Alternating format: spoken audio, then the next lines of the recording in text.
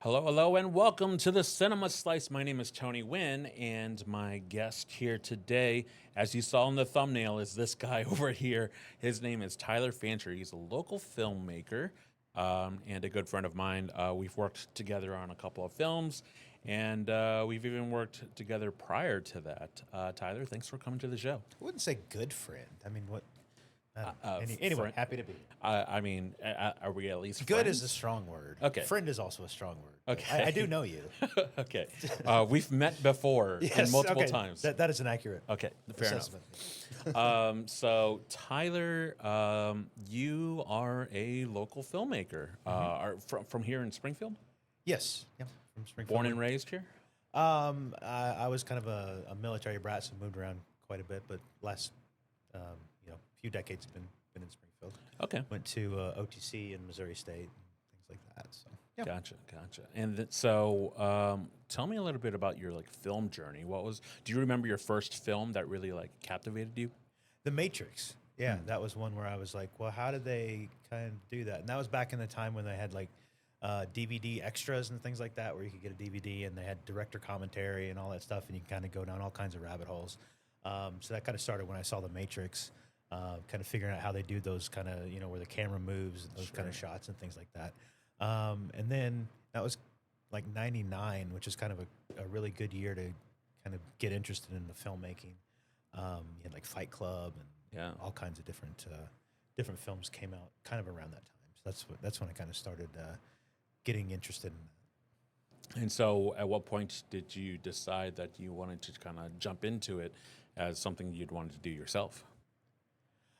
So I went to OTC. They had the kind of dual enrollment where you could go to high school and OTC at the same time. So that was half a day at OTC it was called electronic media production classes like that. And I kind of got used to the electronic credits and things. And then I got a job at a TV station, a local TV station. Kind of started from there. And then I went to film school after I graduated from OTC, with film school in LA, for 2 semesters, and I ran out of money. So I came back home and just kind of got regular jobs, like factory jobs and more working in TV. It's actually where I met you. And after the film school burnout and stuff like that, I just kind of decided with all the YouTube and stuff, it's possible to kind of do it on your own. I read when I was in film school. I didn't get a lot out of it, but one thing was that in the library they had a book called Rebel Without a Crew with Robert Rodriguez about how he made his first movie, El Mariachi, for $7,000, and that was back when it was like film and stuff. So I figured if you could do that with $7,000 with film and with all the digital capabilities now, you should be able to do it. For around that amount as well. So yeah, I decided to give that a shot, and I've now made two features and then a couple of shorts and things like that. Yeah, absolutely. Knowing you, I will say, and I'll give you a compliment, despite you not acknowledging that we are friends or good friends. We do know each other. That you are one of the few people, creatives, that I know that actually say they're going to do something and will actually do it. There's a lot of people that will be like, yes, I am writing a movie, I want it to be made. And you are It's very frustrating because I hear people say that, and it's like, okay, well, what are you doing about it? You know what I mean? Yeah. Yeah. But yeah, you go through the full process. I mean, I was a part of some of it, and yeah, just You were a big part of the last one. Let's not sell it short here. You did a lot of the audio and the cleaning up the video that I shot. yeah. Well, I obviously I'm talking about this because I feel like I've had my hand in dabbling in some of the filmmaker world as well, and obviously, you and I have created something pretty awesome together. So. That being said, Tyler, who would you say are your biggest influences? Would you say like the Wachowskis are a big part of it? I think it's kind of a collection of just kind of watch things, and then you kind of take certain things you like from them, like Nolan and Tarantino. Memento was another one that came out kind of right when I was kind of getting into it, and then yeah, I guess Fincher, David Fincher with Fight Club and Seven and those kind of movies and things like that. Yeah, so I'd say probably Tarantino, Fincher, and Nolan, and then you kind of get into kind of the Scorsese's and Spielbergs and things like that. Yeah. So What about you? For me, my favorite movie of all time is Barney's Great Adventure. Close. That's a close second. Okay. It's Back to the Future. a good one, yeah. I mean the whole production of it all, Zemeckis and everything, like very Also Spielberg. also Spielberg. Yeah, a piece of that. But I would say more so my style would, like, if I could ever mimic anyone, would be closer to your Nolans and Okay. and something like that. So yeah, I treat it my film in my head like I'm someone like that. But I think most of my stories, if I were to write a full feature length deal, would probably be closer to like a Zemeckis or Spielberg, a You little don't bit more. require like only IMAX cameras or anything like that. No. Unfortunately, though, I do a lot of the technical stuff. I'm more so about the end product than I am of what kind of camera and this and that. So Gotcha. yeah. So your choice in terms of genres, like and we'll go through your films here, but your first one, I was surprised to hear that it was more so a parody or a satire of a genre. Yeah. Am I correct in assuming that? Right, yeah. So it was kind of a parody of those dystopian movies. It's called Smell No Evil. It was kind of a parody on kind of a combination of A Quiet Place and Bird Box, where like A Quiet Place you couldn't talk, and then in Bird Box you couldn't see. So in this one it was where you couldn't smell. So you can kind of see there. The guys have like you either have to wear like a bandana so you don't smell whatever's outside, or like those little swimming nose clips. Yeah. Otherwise, the monster will come out. So that's why everybody is just randomly wearing nose protection, basically. So it was a parody of those dystopian films, and yeah, specifically the Quiet Place, Bird Box franchises. Yeah. Do you? And this was actually around. I didn't know it was going to be, but it turned out to be the pandemic movie. All right. So that was we kind of started shooting, I think, like April 2020, right in the middle of all the fun stuff. So that was kind of the first movie, and also during a pandemic. So there was all kinds of people getting sick. They had to just push it a week and things like that. Yeah. All that fun stuff. Yeah. It took forever for you to like release it, because you're doing little by little. I remember just any open weekend or whatever, and it was Open just, weekend, and then someone not getting sick, Yes. or we would shoot it, and then we'd have to shoot like their part, or we'd have to shoot it and then them not be there, and then go back and shoot it and insert it in because they were they had COVID or something like that. Yeah. So yeah. and that's got to be pretty difficult, especially for like a first film. Yeah. Now, did you work on anything like Sado 48 prior? Like what kind of experience did you have before doing this? Yeah, I mean, like working in TV and stuff like that, but not really anything major like that. I did a couple short films before this, just to this is kind of where I met. That's Seth and Jenna are in there. Jenna was one of the actresses that I met during the short filming, and then the bald guy, Colin, I also met during the short film. So that kind of helped with the casting to make it a little easier. But yeah, no, a couple short films. That was about all I did to kind of prepare myself for the feature. Kind of, I don't know. I feel like the best way to do it is just kind of jump in and get started. Yeah, absolutely. So, while shooting this movie, I mean, what kind of budget were you looking at here? This one here, Yeah. the small wave. It was like, it was. I was kind of like I said with that Robert Rodriguez. He was shooting it for 7,000, so I tried to do the same thing. Trying to hit that 7,000, and in that book, I mean, does it really like, okay, you need at least 500 for this, 500 for that, 1,000 for this? No, and it's completely different because it was film, and also he had people would just basically work for free. A lot of the money Yeah. went to like film processing and things like that, if I remember correctly. Okay, gotcha. And I guess that would probably be one of the biggest influences is Robert Rodriguez, because he's got like his own little studio and thing now. Yeah. So yeah, I don't think like narratively speaking it would be, because I don't really think we're anything alike on that stuff. But yeah, definitely from a kind of creative, take the bull by the horns kind of thing. He would be another one you'd add to it. Yeah. So the first film here is called Smell No Evil. You can see it on YouTube here, but you can catch all of Tyler's work here on littlebigmovies.com. And you can also rent or buy that one on Amazon right now Okay. on demand. Very cool. Now I'm gonna fix your camera real quick as it kind of zoomed in on you. Yeah, way in there, man. You could see like nose hairs. And then you and I, you asked me to join you on this because now it's all about me and how Right, yeah. important I am. You It's the Tony Show. you wrote this in particular film, and tell me a little bit about it.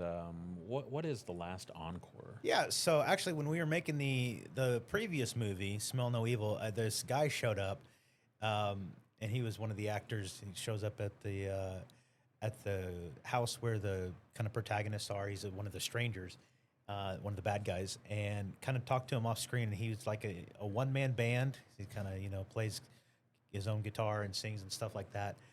So I kind of met him on that, and then kind of went away and didn't really think of anything of it. And then I started kind of kicking around this idea, the old story of the getting the band back together, that whole thing. So we had this guy who is a one man band. His name's Ron. You'll see him a lot when we get to the trailer and stuff. There he is, yeah.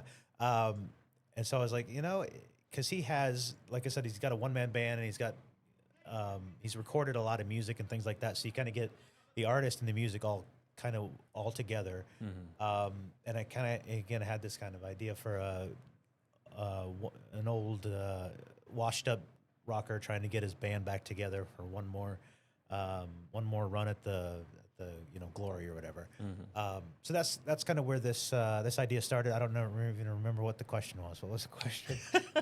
Well, it was just tell me about it. So Yeah. So that's pretty much what it was. And then I got a friend of mine that I also worked with at the TV station was one of the guys. There's Colin, again, the bald guy from the first movie, and also my short movies. I haven't made a movie without Colin. Short movie or feature or otherwise. I've done 2 shorts and 2 features, and he's been in all of them. The bald guy. That guy is Robert. I worked with him at the TV station, and that's Ron, the lead singer. And then we have. I mean, seemingly a lot of people, a lot of different people in this one. Dane Bueno is also the drummer. Yeah. In that. So I won't list off the whole cast right now, but yeah. So, and tell me a little bit about like where did this story come from? Because I was always under the impression that it had a little bit to do with your own family matters, and then you kind of romanticized it. Is that? Am I correct in that, or Not did I really. just come up with my own? No. I mean, I think he kind of. Again, I had Colin and Ron. Those are kind of the 2 main characters. So I knew I had those two guys right there. Yeah. And so I had to kind of build a story around them. And so it was kind of like, you're building the band, getting the band back together. So that I wanted to have some kind of conflict there. Mm-hmm. So I decided to do kind of like a brother rivalry, some kind of unrest there, and then kind of built from there. And I think anytime you're writing a story, you kind of put in stuff from your own life. Sure. But yeah, that was kind of like, I had those 2 and kind of build the story from there, and then kind of insert other things that I think would be interesting from that point. Gotcha. So, tell me a little bit about just the actual process of it all. Like, how long did it take you to write it? To write it, it took, I'd say probably like about a year. I think once I figured out, because I couldn't figure out the ending. I didn't know what I wanted to do with it. I didn't want to have anything that was like kind of formulaic. And then kind of once I figured out the ending, it kind of went pretty quick. And then you can start kind of casting and things like that. Also kind of brainstormed with Ron about kind of ideas, things he's seen, because he's he does gigs all around the area and things like that. So kind of to brainstorm with him to get some ideas. But yeah, I'd say probably about a year just to write it. Yeah, so about a year to write it, and then for the rest of the process in terms of shooting and then actually putting it out there, how much longer did it take? I think from kind of the idea to the end of the idea was right around 2 years. Okay, Yeah. so Kind of the same thing for the first movie, actually. Each one takes about 2 years of my life. So yeah. So when you're trying to piece these things together, I mean, in your head, maybe it's different after actually watching it all, but I mean, how close was it in terms of how you pictured it in your head and then the like end result for both films, I suppose? I think the second one was a lot better just because I've kind of improved cinema from a cinematography point. It's not as good as I want it to be because I haven't improved that much from a cinematography standpoint. I'm not a cinematographer. That's kind of the next step. I think for the next film is probably to bring in somebody to kind of collaborate with people who know what they're doing. Yeah. With the cameras and things like that. But yeah, it's pretty close. It's it's something that I want to make, and so it's and then I also want to learn how to kind of do depth of field and things like that. Yeah. So you can kind of learn as you go. So yeah, it's pretty close to the in product. Gotcha. Yeah.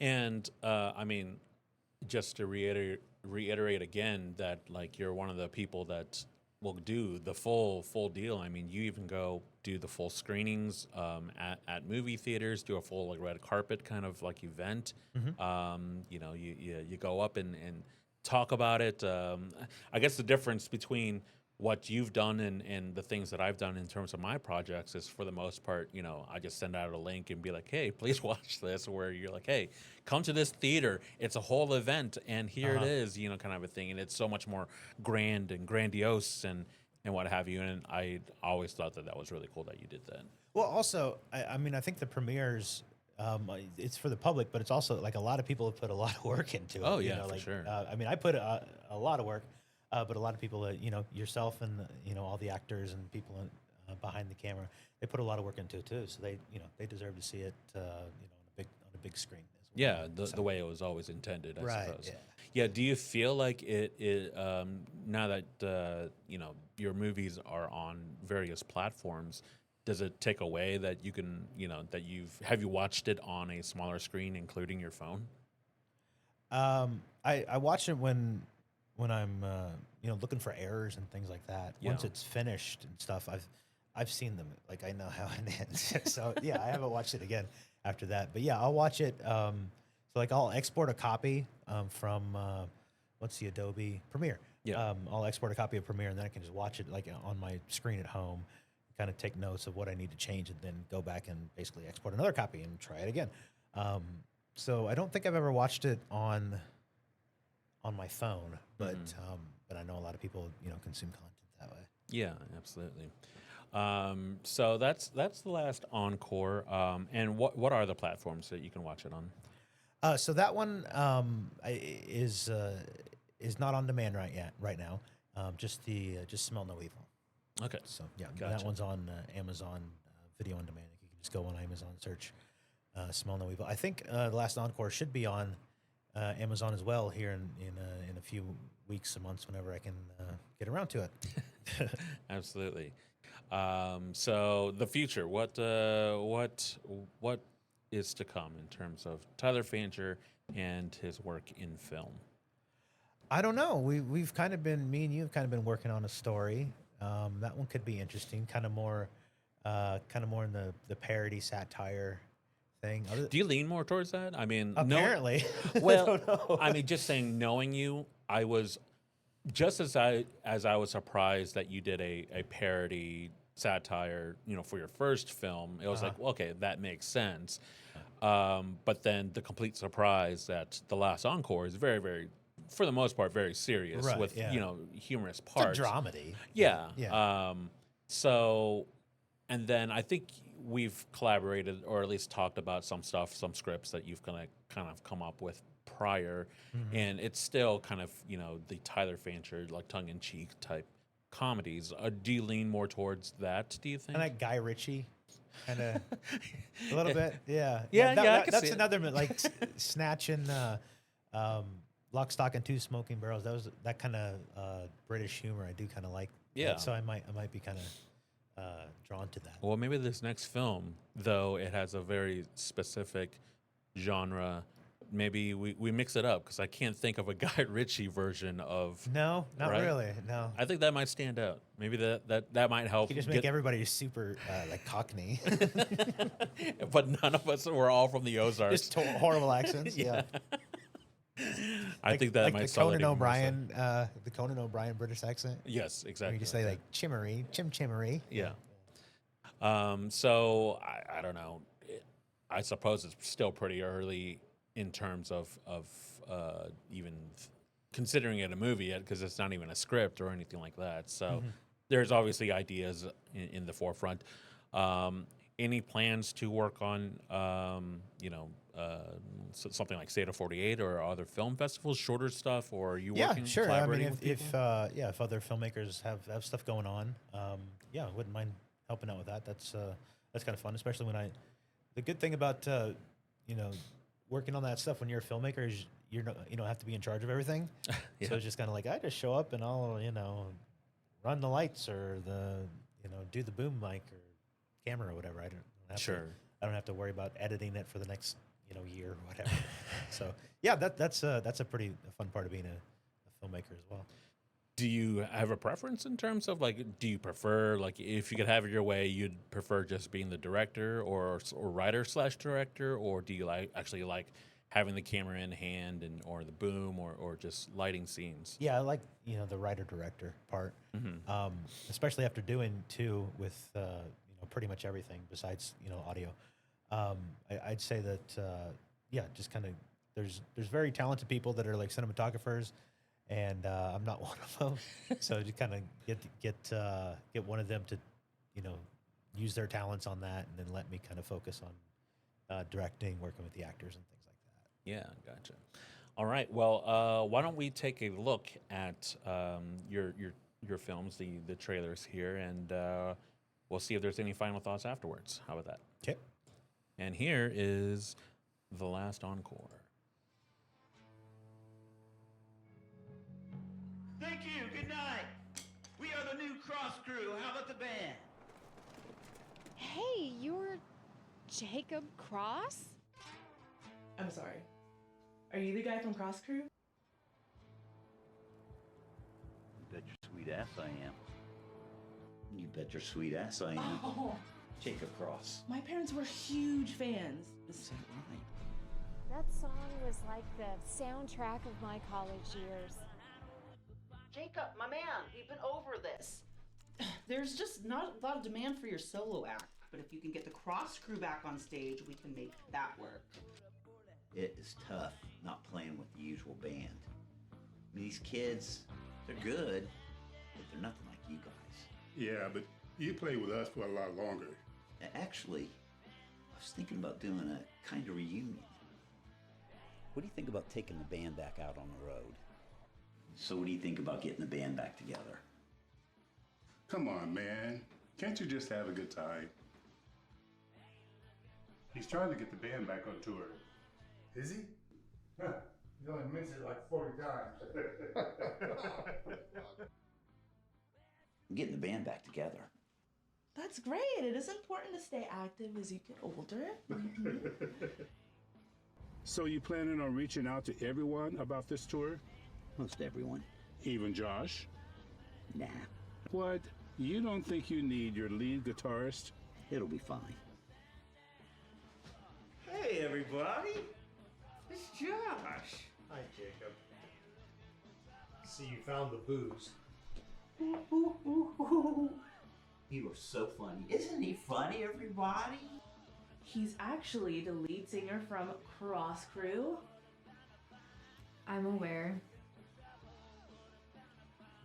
Hello, Caitlin. Father, Oh, I see. All right, babysitter girl. Holly. Hi, I'm Jacob. I know. She told me about you. Oh. Good or bad?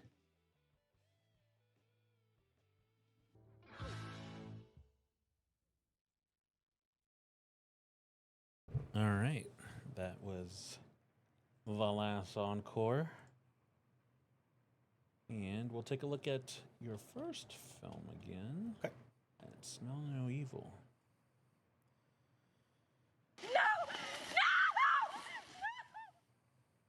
This don't concern you, son.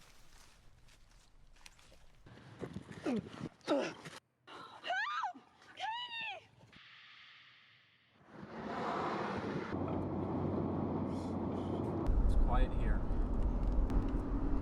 Yeah, a little too quiet. That was dramatic. A little too quiet. Hey, Mom. Wait, what happened? So, any news? They say hundreds, if not thousands, of people are still disappearing. I think it has something to do with the electrical grid or synths. Breakfast is ready. That smells amazing.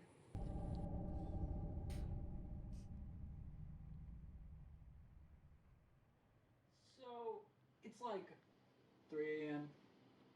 Yeah. Any reason you would answer the door in a cabin in the middle of the night?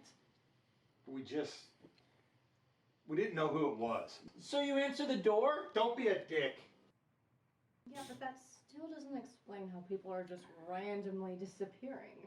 They're being taken. There are things.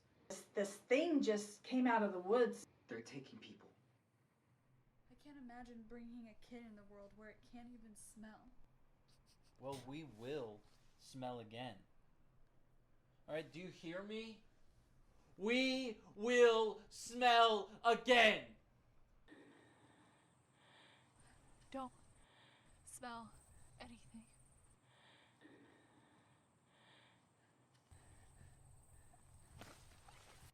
No! No!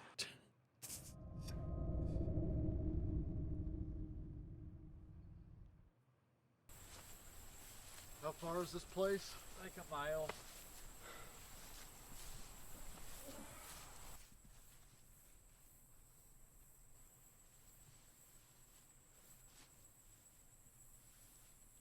Johnny, where'd you go? Johnny. Oh, shit. Oh, God, no. Don't do that, man.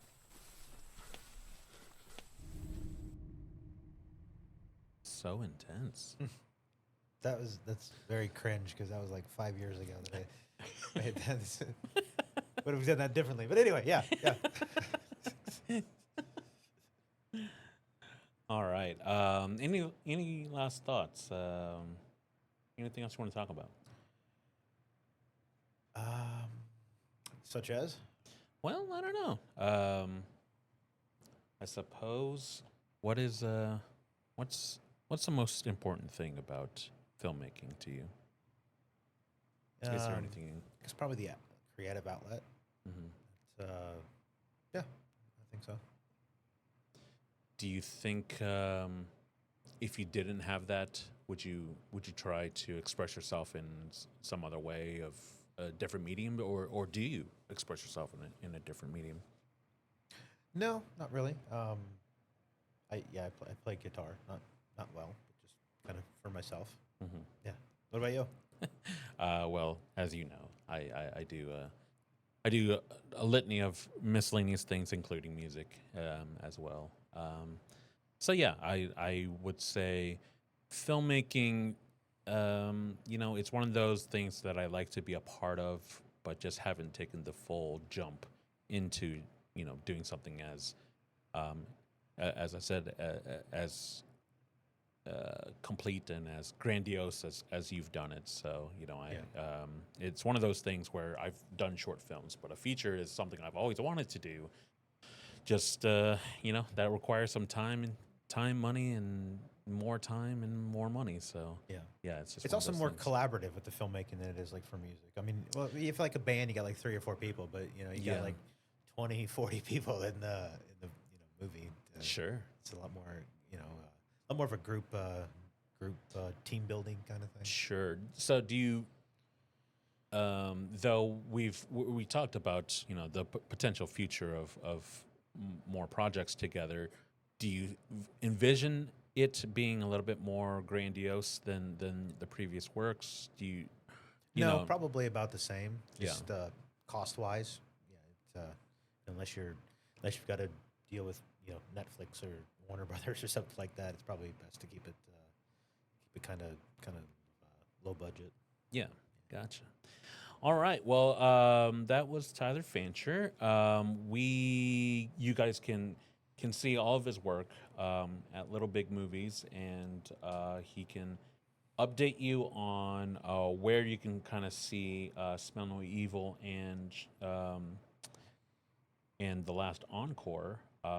As time, are you on social as well? Is it also Little Big Movies? I believe it's just Ty Fancher. Is my Instagram, and probably Facebook is Tyler Fancher, something like that. Yeah. Yeah. All right. Well, Tyler, thank you so much for coming by. I know it was last minute and Sure. whatnot, so I do appreciate it. Sounds good. And yeah, maybe we'll have you back on the show, and we can talk more movies. How does that sound? Cool. Sounds good. All right. Well, for Tyler, this has been Tony, and this has been the Cinema Slice. We will see you next week.